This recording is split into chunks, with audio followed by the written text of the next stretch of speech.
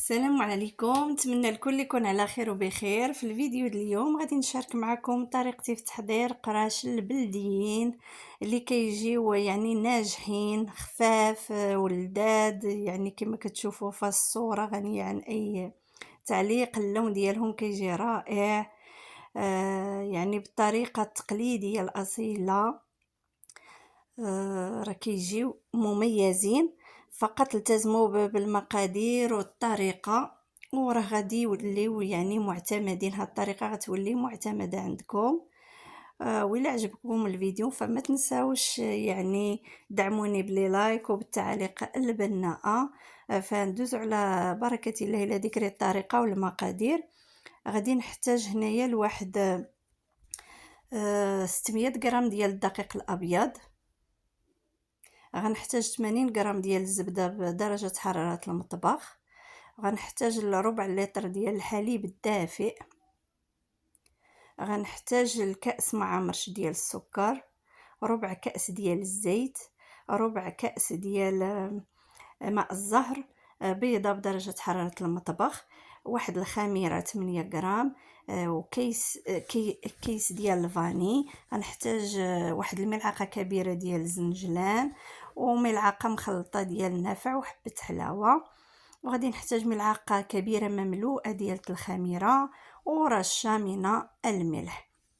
فاولا غادي ناخذ واحد الاناء وغادي نوضع فيه القليل من الحليب. فالحليب كما قلت لكم يكون دافئ.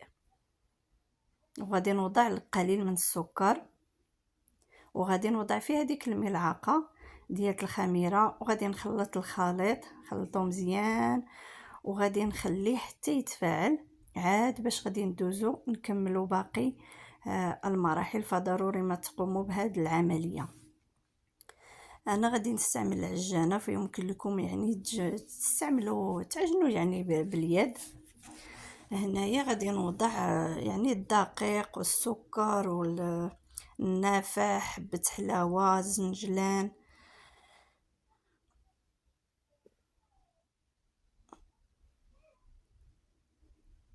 فيمكن لكم تستغنوا عليهم، ولكن هادو القراش البلديين ضروري ما كانوا كيوضعوا فيهم النافع وحبه حلاوه والزنجلان وماء الزهر.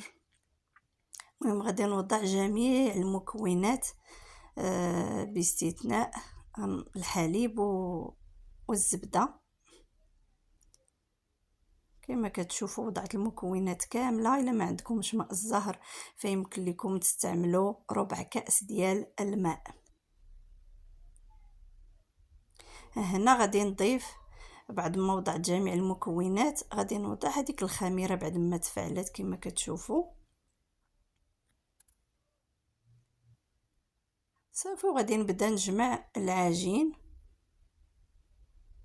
وفي نفس الوقت غنبدا نضيف الحليب شوي بشوي باش كنجمع به العجين حتى كنسالي هذيك الكميه، يعني راها كافيه. هذيك ربع لتر ديال الحليب يعني كافي لهاد الكميه ديال الدقيق وديال المكونات اللي عطيتكم. فقط التزموا ديروا نفس المكونات ونفس الطريقه، وان شاء الله غادي ينجحوا معكم التجربه الاولى، وغتولي هاد الطريقه معتمده عندكم. ولا كتعجنوا باليد فراكم كتجمعوا العجين عادي، تجمعوا العجينه مزيان. بعد ما كتجمع العجينه فرا كنبدا نضيف الزبده غير شوي بشوي، كنحاول ندخل هذيك الزبده في العجين شوي بشوي حتى كنسالي الكميه اللي عندي ديال الزبده اللي هي 80 غرام ديال الزبده. فالزبده ما تضيفوهاش كامله، غتكونوا كتعجنوا باليد راه كتضيفوا غير شوي بشوي، كتحاولوا تدخلوها في هذيك العجينه مزيان باش كتنسجم العجينه يعني كامله، كتدخل فيها هاد الزبده راه هي اللي كترطب لينا هذا القراشل كيجيو رطب. هذا هو القوام ديال العجين فاش كنسالي فاش كندخل فيه الزبده راه كيكون يعني كيلتصق باليد. رديته في واحد الاناء نقي وغادي نغطيه وغنخليه حتى يضاعف الحجم ديالو عاد باش غادي ندوزو باش نكملو باقي المراحل. يعني هنا فاش ضعفت ليا حجم العجين، خديت واحد الصفيحه وضعت عليها ورق الزبده، اولا دهنوها بالزيت الا ما كانتش متوفر عندكم ورق الزبده. صافي غنستعن بالزيت النباتيه لحقاش العجينه كتكون كتلاصق. ندهن سطح العمل وغنوضع فيه العجين وغنبدا نشكل كويرات. مهم الكويرات انا غادي نديرهم كبار، كويرات كبار شويه بحال القراش البلديه راه كانوا كيديروهم كبار، الحجم ديالهم شويه كبير. بغيتو ديروهم صغار فراه كديروهم صغار وغادي يعطيكم واحد العدد يعني اكثر من هذا العدد اللي خرج لي انا. خرجت لي 12 حبه، ولكن القراش غادي يجيو كبار. صافي كنكورهم بهذا الشكل هذا وكنوضعهم، وضروري ما تباعدوا بيناتهم لحقاش راه فاش كندخلوهم للفرن كيزيدوا يعني كيخمروا. كنشكلهم بهذا الشكل، كنسدهم من التحت وعاد كنكورهم بهذا الشكل باش يجيوني يعني مقادين. عندكم الميزان بغيتو تستعملوه باش يجيكم مقادين فراه كتستعملوا الميزان.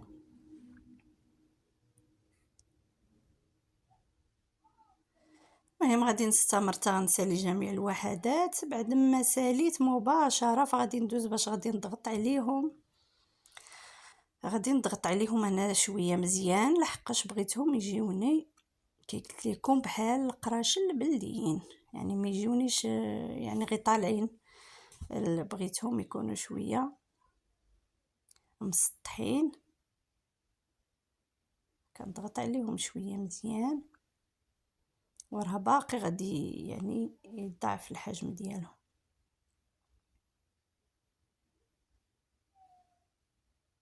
بغيتوهم يجيكم عاليين وصغارين فراه كديروا حبات صغار.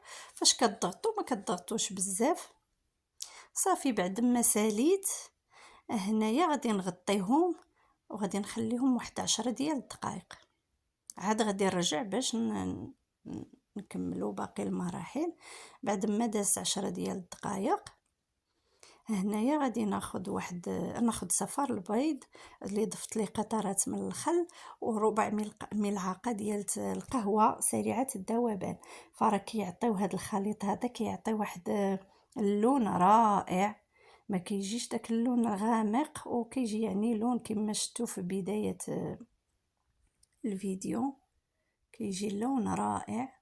صافي كنبدا كندهنهم من الفوق ودهنوا حتى الجوانب باش ما يبقاوش الجوانب يعني ما فيهمش يجي اللون ديالهم يعني كياخذوا يعني وقت بزاف باش يتحمروا. حاولوا تدهنوا حتى الجوانب باش كتجيكم يعني محمره ونفس اللون في الحبه كامله. كندهنوهم يعني غير بشويه ما كنضغطوش باش ما نخسروش هذيك الخميره ديالهم.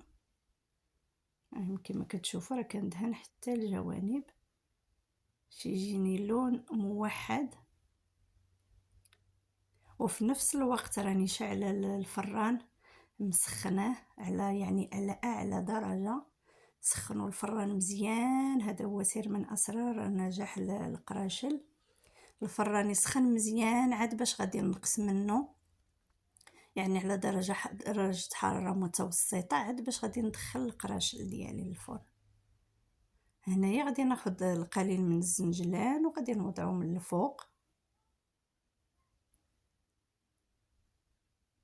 بغيتو تكتفيو يعني بلا ما توضعوا الزنجلان فلكم الاختيار، ما بغيتوش توضعوه من الفوق يعني فلك غير هو كيجي الشكل كيجي رائع. كما قلت لكم ضروري ما تسخنوا الفران يكون سخون ونقصوا منه على درجة حرارة متوسطة أو أقل شوية من المتوسط عاد باش كندخلوهم حتى كيتحمروا كيطيبوا لينا يعني من التحت وكيتنفخوا ويتحمروا من الفوق. اولا كتعاودوا تشعلوا عليهم من الفوق الا شفتوهم يعني طابوا لكم من التحت.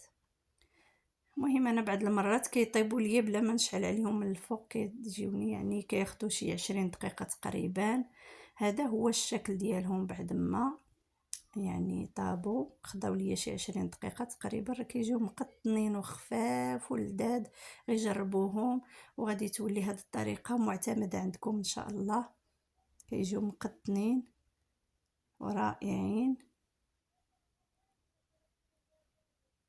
فقط التزموا بالطريقه والمقادير، وراه كيجي اللون ديالهم رائع. ومع السلامه، الى فيديو قادم ان شاء الله.